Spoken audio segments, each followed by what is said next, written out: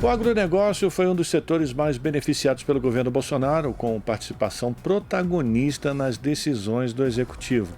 Após os ataques terroristas de Brasília, em Brasília no domingo, setores do agro defenderam a democracia, mas parlamentares ligados à pasta saíram em defesa dos golpistas, corroborando com narrativas falsas.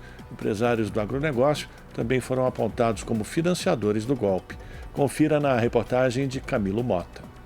Logo após os ataques terroristas de bolsonaristas em Brasília, a Polícia Federal iniciou investigações para descobrir a origem do financiamento dos atos. O ministro da Justiça e Segurança, Flávio Dino, apontou que entre os envolvidos estão empresários do agronegócio. O grupo apoiou o último governo e se beneficiou das políticas que retrocederam ambientalmente. Comerciantes e os colecionadores, atiradores e caçadores também têm ligações com os atentados, de acordo com Dino. A Frente Parlamentar da Agropecuária foi criada em 2002 e se consolidou a partir dos governos Lula, Dilma e Temer, mas teve participação ativa a partir da eleição de Bolsonaro, com a indicação da então deputada federal Tereza Cristina, do PP, para o Ministério da Agricultura e Pecuária. Para o coordenador de pesquisa da rede De Olho nos Ruralistas, Bruno Bassi, a nova participação do grupo no governo e o beneficiamento das flexibilizações de regras ambientais foram fatores que contribuíram para a radicalização de parte do agro. Esse setor específico, esse polo de poder, que também nunca teve uma voz tão elevada quanto os grupos majoritários, né, quanto os grupos do alto grande capital, eles se radicalizaram ideologicamente, em grande parte representados pela AproSoja, que é a organização que mais se alinhou ao bolsonarismo, e são esses os segmentos que hoje estão favorecendo, financiando esses atos terroristas, né? Estudos do De Olho nos Ruralistas já evidenciaram que multinacionais manutentoras do Instituto Pensar Agro financiavam a bancada ruralista para conseguirem o afrouxamento de regras para agrotóxicos, por exemplo. Foram mais de 270 reuniões entre governo e as empresas do ramo. O deputado federal Pedro Lupion, do PP do Paraná, que assume neste ano a presidência da Frente Parlamentar da Agropecuária,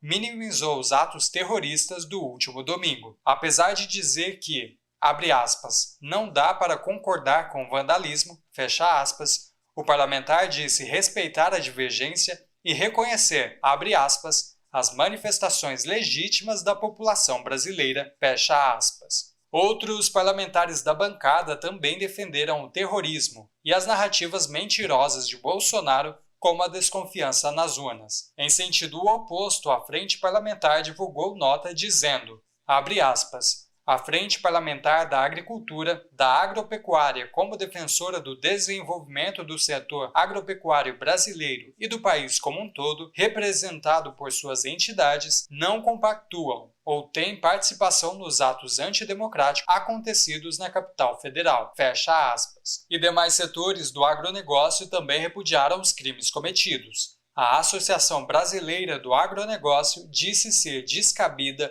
ilegal e inaceitável a ação de vandalismo. Para Bassi, as respostas da justiça e punição dos criminosos são algumas das justificativas. Esse grupo continuará atuando, esse grupo mais radicalizado de médios e grandes proprietários rurais, mas que não estão, às vezes, diretamente ligados a uma cadeia comercial, que não são grandes empresas, mas que controlam milhares de hectares, né? E, por outro lado, a gente imagina que haverá uma tentativa de isenção, né, ou de limpar a atuação prévia dos grupos que estiveram mais alinhados ao bolsonarismo, né? Então a própria AproSoja vai ter eleição em breve, a gente não sabe o que vai acontecer, mas, por exemplo, elegendo um grupo mais alinhado ao Carlos Fávaro, o atual ministro da Agricultura, a tendência é de se distanciar da linha política atual do Antônio Galvão. O pesquisador ainda pontua que a frente também foi beneficiada com os governos petistas e a tendência é a reaproximação da bancada com o novo governo. É interessante também a gente observar como organizações, como segmentos, né, desse setor, que apoiaram o Bolsonaro, que apoiaram as políticas,